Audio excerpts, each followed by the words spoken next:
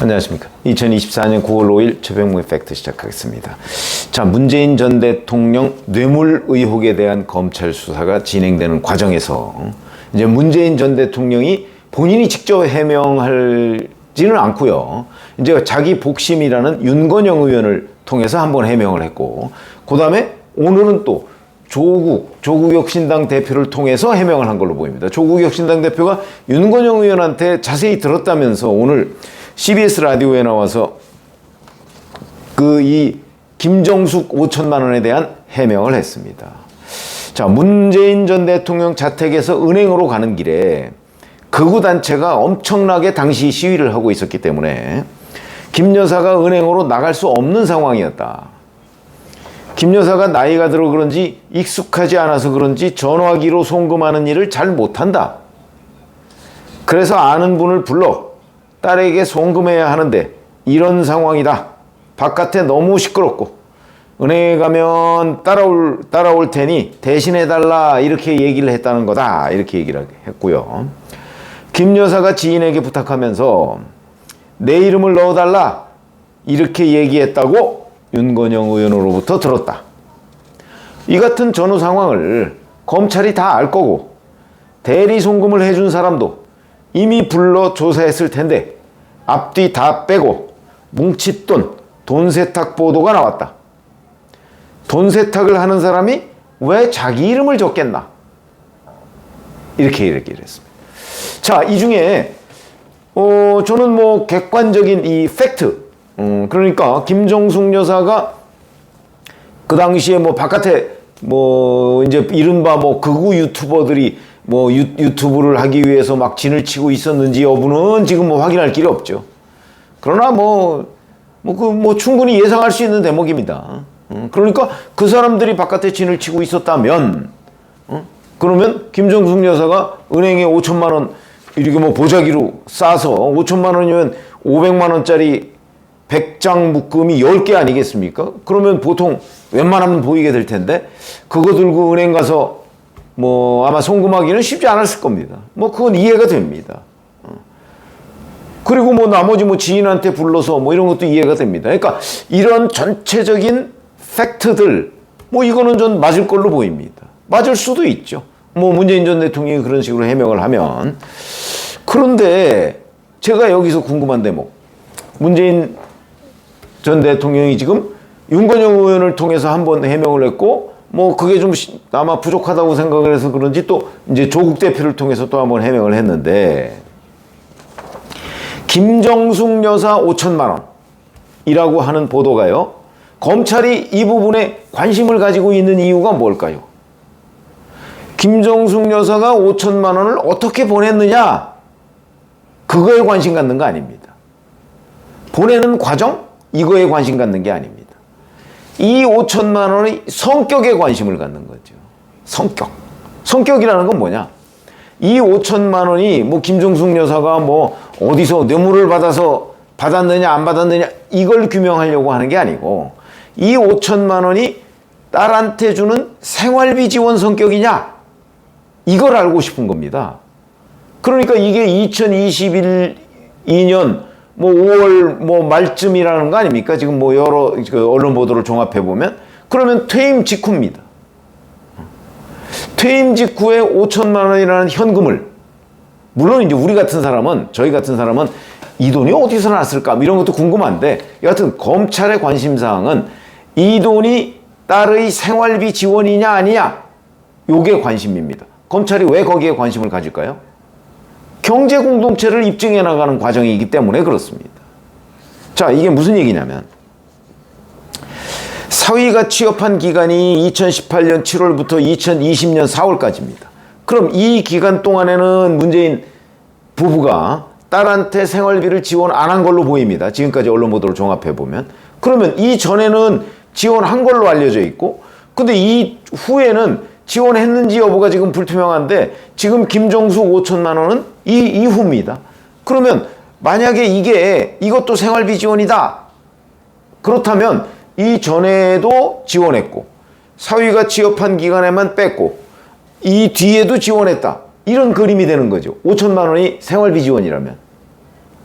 그렇게 되면 결국은 이 문재인 부부가 딸한테 계속해서 저 한 6, 7년 전부터 생활비를 지원해 왔다. 그러니까 그 중간에 사위가 취업한 기간 동안에는 지원을 끊었으니까 결국은 사위의 이 취업 기간은 이상직이 문재인 대통령 딸한테 대신 생활비를 지원해 준 거다. 그 대가로 자기는 문재인 대통령으로부터 중진공 이사장 2018년 3월에 그거를 일종의 중진공 이사장 자리를 받았고, 그 다음에 이 생활비 지원이 2020년 4월까지였는데 2020년 4월에는 총선 공천을 받았다. 그 공천 받는 것도 문재인 대통령의 영향이 있었던 건 아니에요. 이런 그림이거든요. 그렇게 되면 중진공 이사장과 국회의원 배지를 이상직 전 의원은 문재인 전 대통령으로부터 받았고, 대신 이상직 전 의원은 문재인 대통령에게 그 딸과 사위의 생활비를 2028년 7월부터 2020년 4월까지, 그러면 한 1년 한 9개월 정도죠? 9개월 동안 지원해 준 것 아니냐. 그럼 이게 딱 뇌물이다. 지금 검찰이 밝히려고 하는 게 그거거든요. 김정숙 여사 5천만 원을 어떻게 송금했느냐 이런 거 아닙니다. 그런데 해명은 계속 그 얘기만 나오고 있습니다. 문재인 전 대통령이 진짜 이 부분에 관한 해명을 하고 싶으면 그 5천만 원이 딸에 대한 생활비 지원이냐 아니냐는 걸 해명해야 됩니다. 그게 본질입니다, 이 사건의.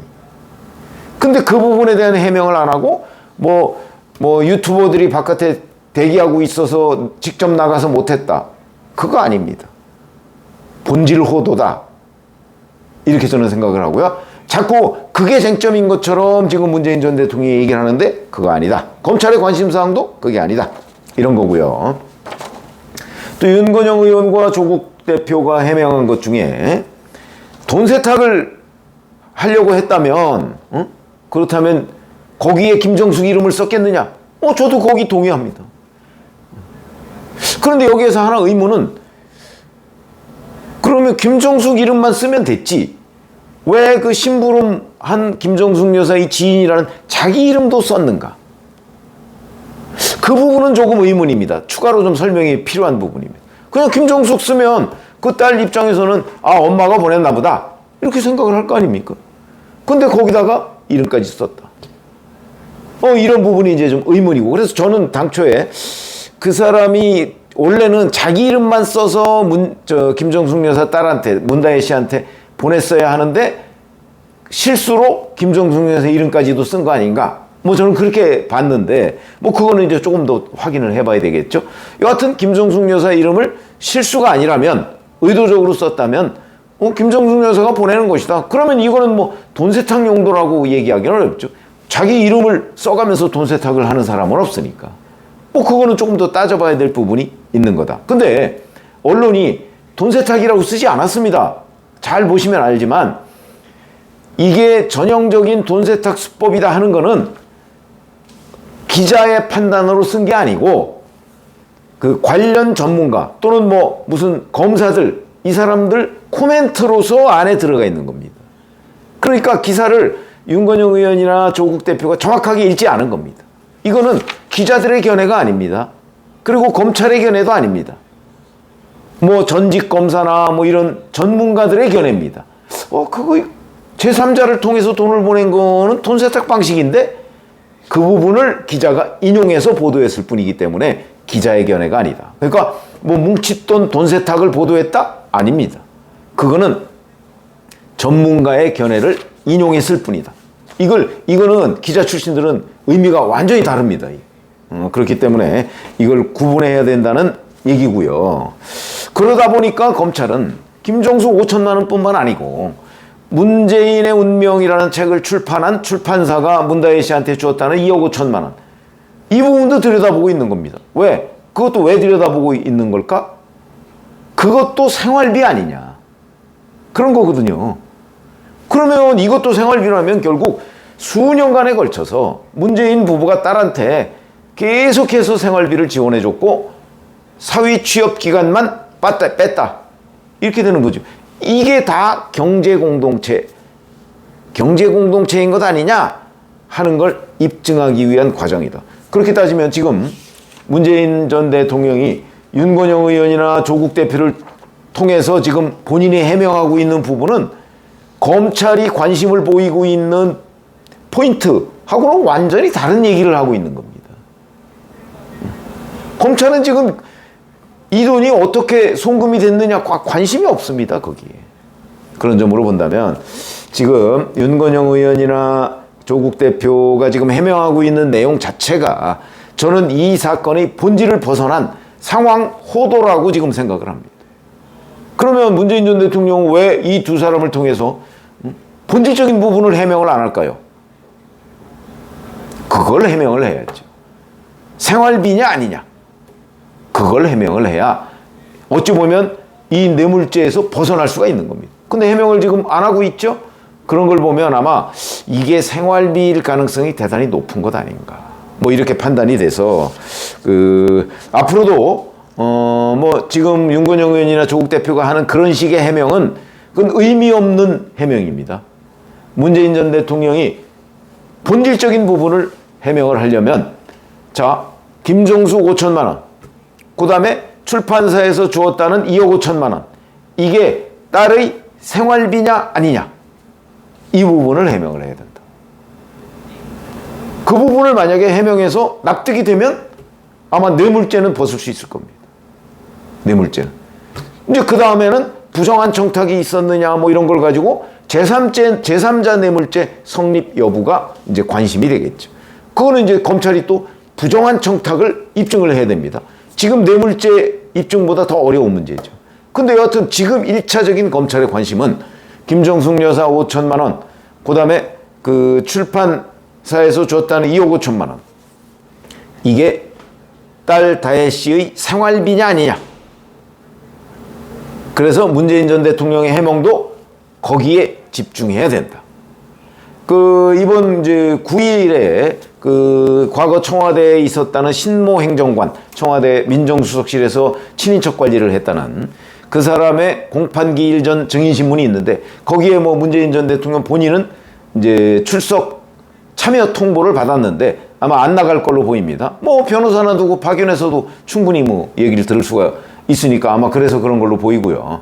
이제 문재인의 진짜 소환은 아마 이원석 검찰총장이 퇴임한 이후에 심우정 검찰총장 취임하고 나서 본격화되지 않겠는가, 이렇게 판단이 되는데 아마 그때 문재인 전 대통령이 검찰에 소환돼 나가면 아마 그때 내가 그동안에 해명했던 것이 검찰의 관심이 아니었네 하는 걸 느끼게 될 것이다. 이렇게 판단이 됩니다. 고맙습니다.